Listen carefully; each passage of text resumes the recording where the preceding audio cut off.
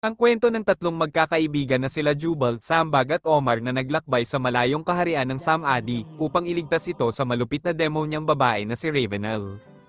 Noong unang panahon ay pumili ng tatlong batang lalaki si Master Sifu upang turuan makipaglaban at hasain sa kanya-kanyang kakayahan gamit ang angkin husay at kapangyarihan. Unang naging alaga ni Master Sifu ay si Sambag na ang kapangyarihan nito ay makipag-usap sa mga hayop at si Sambag din ang kanyang tigil-luto sa kanilang munting tirahan na kubo. Iyakin si Sambag at may kakayanan itong magpatubo ng bulaklak sa pamamagitan ng kanyang luha na pumapatak sa lupa, matatakutin si Sambag at lagi din itong umaangal sa kadahilanang naiingit ito sa dalawang kasama niya na may pagmamalaking kapangyarihan upang makipaglaban.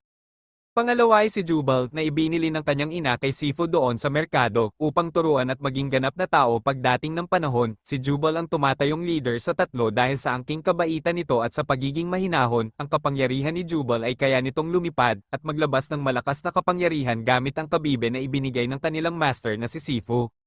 Pangatlo ay si Omar. Si Omar ay mapang-asar na bata at lagi nitong kainisan si Sambag. Si Omar ay may kapangyarihang gawin pampasabog ang kahit na anong bagay na kanyang nguyain tulad ng mais. Kapag nanguya ni Omar ang mais at either sa kalaban ay tiyak na may kalalagyan dahil sa malakas nitong pagsabog.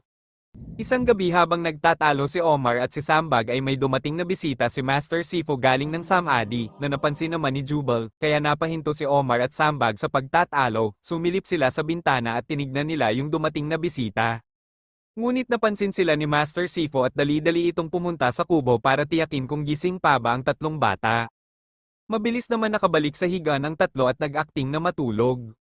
Kinaumagahan habang nag-aalmusal sila ay tinanong ni Omar kung sino ang bisita dumating, pero nagpatay mali siya lang si Master Sifu makunwari ay wala siyang narinig. Pagtapos nila kumain ay, nagbigay na ng unang delikadong misyon si Master Sifu para sa tatlong bata na kanyang inampon. Ang misyon na iyon ay iligtas ang kaharian ng Samadi sa mga kamay ng demonyang si Ravenel. Naglakbay ang tatlo magkakaibigan na bata papuntang Samadi, at habang nagpapahinga sila ay may dumaan na halimaw na lalaki at dahil sa nakakatakot nitong muka ay napatakbo si Omar at si Sambag. Habang ang kanila namang leader na si Jubal ay nanatiling kalmado at humingi ito ng tubig sa halimaw na lalaki. Sinabi ni Jubal kay Omar at Sambag na hindi lahat ng pangit ay masama at hindi lahat ng maganda ay mabuti. Habang naglalakbay na sila ay may nakita si Sambag na isang ahas na cobra, at kinausap naman ito ni Sambag at nagtanong kung saan ang daan papuntang Samadi. Sumagot at cobra na doon sa bandang dako paglagpas ng isang bundok. Nagpatuloy sila sa paglalakbay hanggang sa may nakita silang isang bata na nakaupo sa punong kahoy at nagpapakain ng kanyang mga alaga. Nagtanong si Jubal sa bata kung alam ba nito ang daan papuntang Samadi, pero hindi nito alam ang sagot.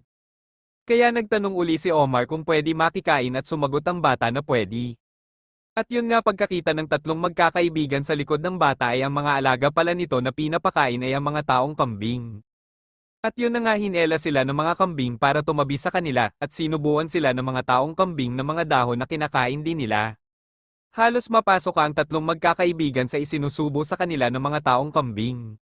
Pagtapos nila makatakas sa mga kambing, ay nagpatuloy sila sa paglalakbay patungong Samadi, at may napansin sila na kanina pa sunod ng sunod sa kanila na puting kalapati.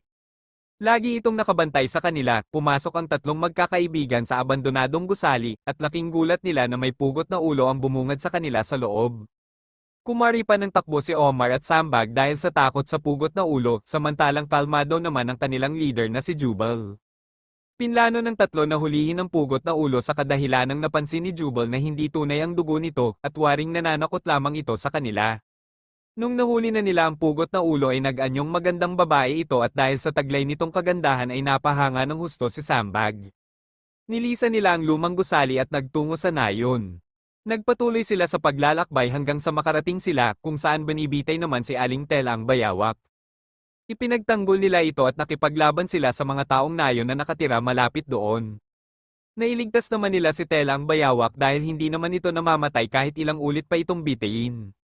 Sa kasamaang palad naman ay nasaksak si Sambag ng lalaki na taga-nayon, halos mapaiyak si Sambag sa sakit dulot ng pagsaksak ng itak sa kanyang tiyan. Nag-aalala si Omar at Jubal dahil sa nangyari sa kaibigan, at nakiusap sila kay Aling Tela ang bayawak na gamutin at lunasan si Sambag.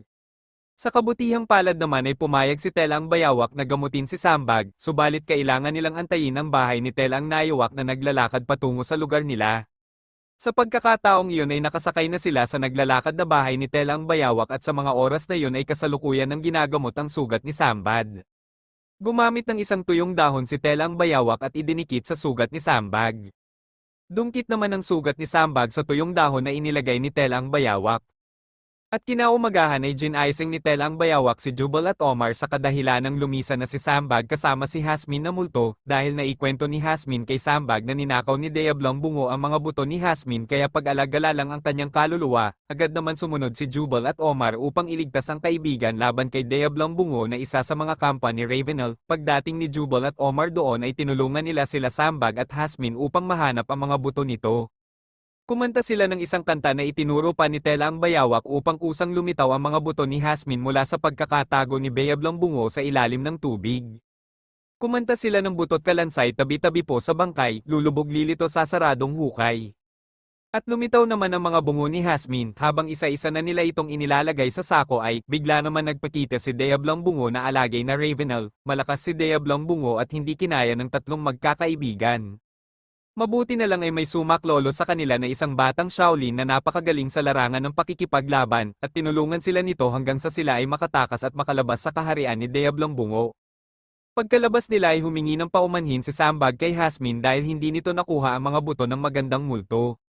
Subalit nangako pa rin si Sambag na gagawa ito ng paraan upang maibalik kay Hasmin ang mga buto nito at makalaya kay Diablong Bungo. May itinuro si Tela ang Bayawak sa tatlong magkakaibigan kung saan madali sila makakapunta sa Samadi, isang mahiwagang lagusan na kung saan madali sila makakapunta sa Samadi, subalit nung nakadaan na sila sa mahiwagang lagusan ay may tumambang naman sa kanila na masasamang tao. At doon na nagpakita si Rexer at mga